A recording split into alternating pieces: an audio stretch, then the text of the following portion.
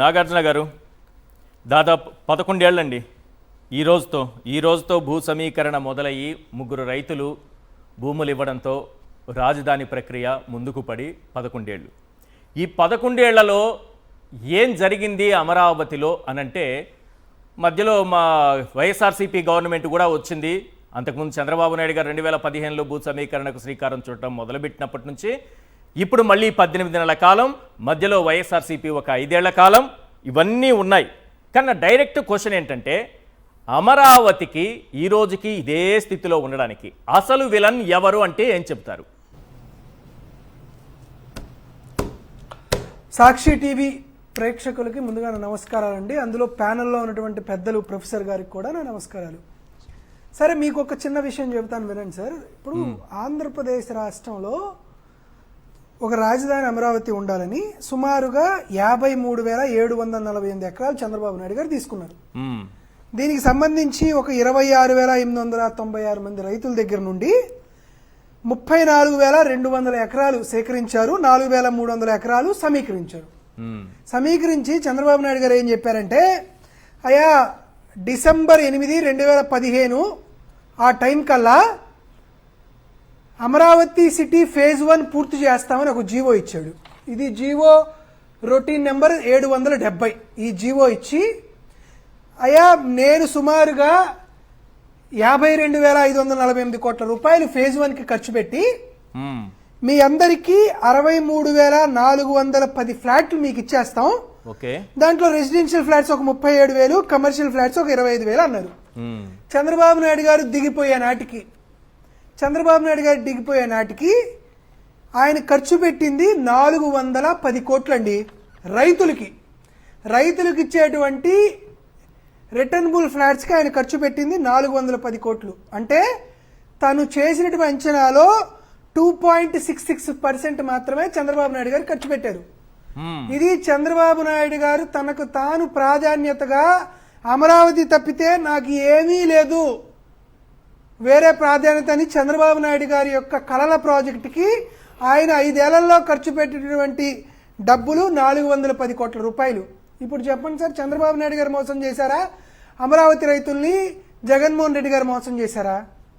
దాంతో పాటు ఈ ఇచ్చిన రిటర్నబుల్ ఫ్లాట్స్ లో 38,224 అంత అమౌంట్ 400 కోట్లు అటు ఇటుగా విదేశీ యాత్రల మీదనే పెట్టినారు అనేది అప్పుడు వార్తల్లో వచ్చింది.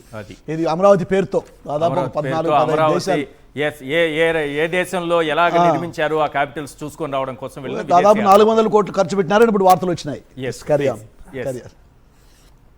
రామచంద్రయ్య గారు, ప్రొఫెసర్ గారు ఇప్పుడు వాషింగ్టన్ల గురించి, ఇస్తాంబుల్ గురించి, శ్రీలంక గురించి, వాటి గురించి మాట్లాడుకుంటే ఆ లెక్కలు కూడా ఉంటాయి. ఈ 38,224 మనం చెప్పుకున్నాం కదా, ఈ 63,410 ఫ్లాట్లు ఎట్లా ఇవ్వాలని చంద్రబాబు నాయుడు గారికి వారి కుటుంబానికి వాస్తు చెప్పేటువంటి ఒక సిద్ధాంతి దగ్గరికి పోయాడు. లేదు సార్, నేనేం అబద్ధాలు చెప్పట్లేదు, నిజమే చెప్తున్నా. ఆ సిద్ధాంతి పేరు ఎన్ వీర రాఘవ. ఆయన సిద్ధాంతి పేరు. వాస్తు చూస్తుంటాడు చంద్రబాబు నాయుడు గారి కుటుంబానికి. ఈ ఎన్ వీర రాఘవ గారికి నెలకి ₹1,00,000 గౌరవ వేతనం ఇస్తూ ఈయన్ని వాస్తు కన్సల్టెంట్ గా సిఆర్డిఏ వాళ్ళు రిక్రూట్ చేసుకున్నారు. ఈ చంద్రబాబు నాయుడు గారు వాస్తు సిద్ధాంతి గారు ఏం చేశారో చెప్తాయనండి. కృష్ణయ్యపాలెం RS నెంబర్లో వాగుల్ని నివాస స్థలాలుగా ఫ్లాట్లు ఇచ్చారు. ఇది కృష్ణయ్యపాలెం RS నెంబర్ 60, 120, 122, 123. మామూలు సిద్ధాంత సార్, చంద్రబాబు నాయుడు గారి సిద్ధాంతి. తరువాత కృష్ణయ్యపాలెం RS నెంబర్ 60, 120, 122లో కొండవీటి వాగుని వాణిజ్య స్థలాలుగా అదే సిద్ధాంతి చంద్రబాబు నాయుడు గారి సిద్ధాంతి ఇచ్చారు. తరువాత తుళ్ళూరు RS నెంబర్ 80లో 172 ఎకరాల చెరువుని నివాస స్థలాలుగా సిద్ధాంతి మళ్ళీ ఇచ్చాడు ఫ్లాట్లు. ఆ తర్వాత నవులూరు RS నెంబర్ 584లో వాగుని మాయం చేసి వాణిజ్య స్థలాలుగా మళ్ళీ ఇచ్చాడు. చంద్రబాబు నాయుడు గారి సిద్ధాంతి ఎంత పవర్ఫుల్ అంటే వాగులు, వంకలు, నదులు కాదు, ఈసారి శ్మశానాలు. మందాడవులో RS నెంబర్ 296లో శ్మశానాల్లో రైతులకి రిటర్నబుల్ ఫ్లాట్స్ ఇచ్చాడు. మన సిద్ధాంతి, మామూలు సిద్ధాంతే. చంద్రబాబు నాయుడు గారి సిద్ధాంతం అంటే చూడండి సార్, శ్మశానాల్లో కూడా ఇచ్చారు. ఈ రైతులు తమకు వాస్తు ప్రకారం శ్మశానాల్లో ఇల్లు పోతే ఆడ వాగులు వంకలు, వాస్తు ప్రకారం అయితే శ్మశానాల్లో ఇల్లు కట్టకూడదు. మరి చంద్రబాబు నాయుడు గారి చట్టం ప్రకారం అయితే సిద్ధాంతం చెరువుల్లో ఇచ్చారు, వాగుల్లో కట్టకూడదు. చట్టము ఒప్పుకోదు, వాస్తువు ఒప్పుకోదు. సార్ చంద్రబాబు నాయుడు గారి సిద్ధాంతి ఎన్ వీర రాఘవ గారు నెలకు ₹1,00,000 గౌరవ వేతనం తీసుకుంటూ ఆయన ఇచ్చినటువంటి పద్ధతులు నేను చెప్తున్నా. లేదు నువ్వు వ్యతిరేకిస్తే నీ మీద ఒక కేసు, నా మీద ఒక కేసు, ప్రొఫెసర్ గారి మీద ఒక కేసు పెడతారు. మరి నేను ఇది రికార్డుగా చెప్తా ఉన్నా. చూసిన వాళ్ళు ఎవరైనా ఉంటే కాదయా నువ్వు చేసింది తప్పయా అని ఎవరైనా ఉంటే చెప్పండి. మరి ఎవరు చెప్పరు కదా. ఇదంతా జరిగింది సార్. ఇంకా ఆశ్చర్యం, ఈయన విజన్ అంటారా జోకర్ అంటారా నాకు అర్థం కాదు. నాకైతే చంద్రబాబు నాయుడు గారికి పిచ్చి ఉందని నాకు అనుమానంగా ఉంది. అది ఎందుకులేండి అలాంటి ప్రొఫెసర్ గారు కూడా ఉన్నారు. ఒక విషయం చెప్తాను సార్.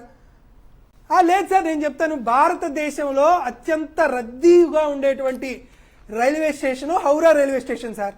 ఓకే, అంటే పర్ డే అక్కడ 1,35,000 మంది ప్యాసింజర్స్ ఎక్కి దిగుతూ ఉంటారు హౌరా స్టేషన్.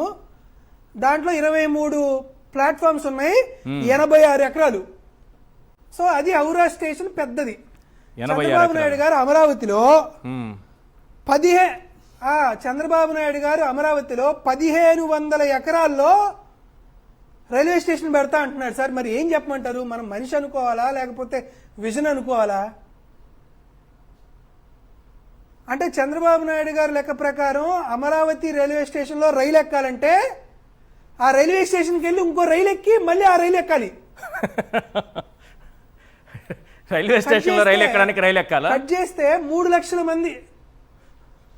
మరి అంతే కదా సార్. మరి 3 లక్షల మంది 2047 కల్లా 3 లక్షల మంది ప్యాసింజర్స్ దిగేటువంటి ఒక రైల్వే స్టేషన్ లో నువ్వు 1,500 ఎకరాల్లో నీకు రైల్వే స్టేషన్ ఉందని అంటే మరి హౌరాలో రోజుకి 12 లక్షల మంది దిగుతారు సార్. మరి వాళ్ళు ఎన్ని ఎకరాలు వేసుకోవాలి? ఇటువంటి పరిస్థితులు తీసుకుంటా ఉంటే మనం ఏం చెప్పాలా?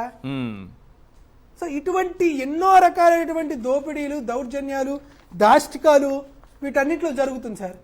మీరు నాకు ఒక టైం ఇస్తే ఒకటి చెప్తాను సార్. చంద్రబాబు నాయుడు గారు ఎందుకంటే మా మీద జగన్మోహన్ రెడ్డి గారి మీద కాస్త విష ప్రచారం చేశారు. అమరావతి అభివృద్ధిని జగన్మోహన్ రెడ్డి గారే అడ్డుకున్నారు అని. ఈ రోజు ఆంధ్రప్రదేశ్ రాష్ట్ర ప్రజలకి ఒక విజ్ఞప్తి చేస్తున్నా. నిజంగా నేను చెప్పిన తర్వాత జగన్మోహన్ రెడ్డి గారే ఎవరు అభివృద్ధి చేశారనేది మీరు చెప్పండి.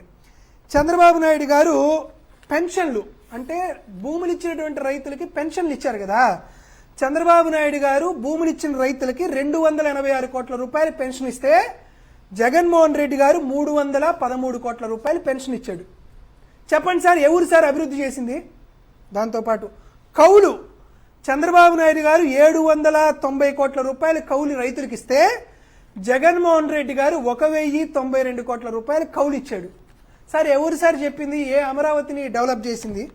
ఇంకొకటి మీకు చెప్తానండి సార్. జగన్మోహన్ రెడ్డి గారు చంద్రబాబు నాయుడు గారికి ఒక డిఫరెన్స్.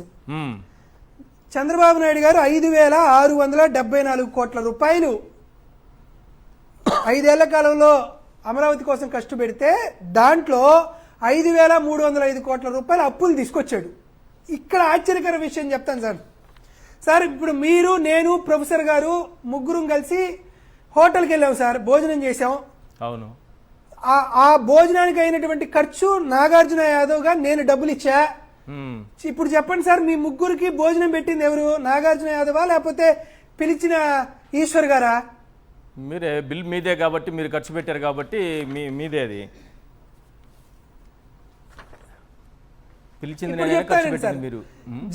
చంద్రబాబు నాయుడు గారు హట్కో నుంచి సార్ చంద్రబాబు నాయుడు గారు హట్కో నుంచి మాస్టర్ ప్లాను రోడ్డు ఇన్ఫ్రాస్ట్రక్చర్ కోసం 1,551 కోట్ల రూపాయలు 9.10% ఇంట్రెస్ట్ తో అప్పు తీసుకొచ్చాడు సార్ చంద్రబాబు నాయుడు గారు. జగన్మోహన్ రెడ్డి గారు హట్కోకి 230 కోట్ల రూపాయలు అసలు కట్టాడు, 643 కోట్ల రూపాయలు అప్పు కట్టాడు. ఇది జగన్మోహన్ రెడ్డి గారు కట్టినటువంటి పరిస్థితి 5 ఏళ్లలో. అమరావతి బాండ్స్ పేరు మీద చంద్రబాబు నాయుడు గారు 2,000 కోట్ల రూపాయలు అప్పు తీసుకొచ్చాడు 10.32% ఇంట్రెస్ట్ తో. జగన్మోహన్ రెడ్డి గారు చంద్రబాబు నాయుడు గారు తీసుకొచ్చినటువంటి అప్పుకి 1,179 కోట్ల రూపాయలు అప్పు కట్టాడు, 300 కోట్ల రూపాయలు అసలు కట్టాడు. దాంతోపాటు బ్యాంకుల కన్సల్టీ నుంచి చంద్రబాబు నాయుడు గారు Yes. 19,955 కోట్ల రూపాయల అప్పు 8% ఇంట్రెస్ట్ తో తీసుకొస్తే Yes. జగన్మోహన్ రెడ్డి గారు 824 కోట్ల రూపాయలు ఇంట్రెస్ట్ జగన్మోహన్ రెడ్డి కట్టారు. అంటే 3,176 కోట్ల రూపాయలు జగన్మోహన్ రెడ్డి గారు అమరావతి కోసం గతంలో ఖర్చు పెట్టాడు సార్. Yes. చంద్రబాబు నాయుడు గారు ఖర్చు పెట్టింది 339 కోట్లే. రైట్. ఎవరు సార్ అమరావతి కోసం ఎక్కువగా అభివృద్ధి చేసి ఎక్కువ ఖర్చు పెట్టింది?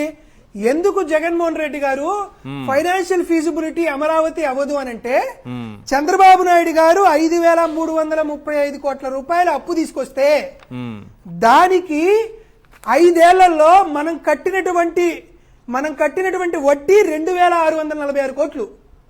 5 ఏళ్లలో 5,000 కోట్ల రూపాయలకి మనం కట్టింది 2,646 కోట్ల రూపాయలు in the span of 5 years. Chandrababu Naidu గారు చెప్పినట్లు 1,26,000 కోట్ల రూపాయల అప్పును మనం తీసుకొస్తే రైట్ సార్. దానికి మనం అప్పు కట్టాల్సిందే 70,000 కోట్లు అయింది. Yes. ఇది ఈ రీజన్ తో జగన్మోహన్ రెడ్డి గారు ఇది ఫీజిబుల్ ఉండదు అని చెబితే జగన్మోహన్ రెడ్డి గారి పైన ఎన్ని అపనందనలు వేశారు సార్, ఎంత వికృతమైనటువంటి ప్రచారం చేశారు. Yes. ఈ రోజు నేను నారాయణ గారికి కానీ చంద్రబాబు నాయుడు గారికి కానీ నారా లోకేష్ గారికి కానీ సవాల్ విసురుతున్నాం సాక్షి వేదిక మీద. అమరావతి అభివృద్ధి కోసం చంద్రబాబు నాయుడు గారు పెట్టినటువంటి ఖర్చు ఎంత, జగన్మోహన్ రెడ్డి గారు పెట్టినంత ఖర్చు ఎంత, చంద్రబాబు నాయుడు గారు తెచ్చిన అప్పు ఎంత, దాన్ని తీర్చిన జగన్మోహన్ రెడ్డి గారు తీర్చిన అప్పు ఎంత, కట్టినటువంటి వడ్డీ ఎంతో అనేది ఏ వేదిక మీదైనా కానీ వైఎస్ఆర్ కాంగ్రెస్ పార్టీ సిద్ధంగా ఉంది. Right sir. కాబట్టి ఆంధ్రప్రదేశ్ రాష్ట్ర ప్రజలందరూ ఒకసారి మీరు ఆలోచించండి. కాబట్టి దాన్ని బట్టి వాస్తవాలు ఏందో తెలియజేస్తాం.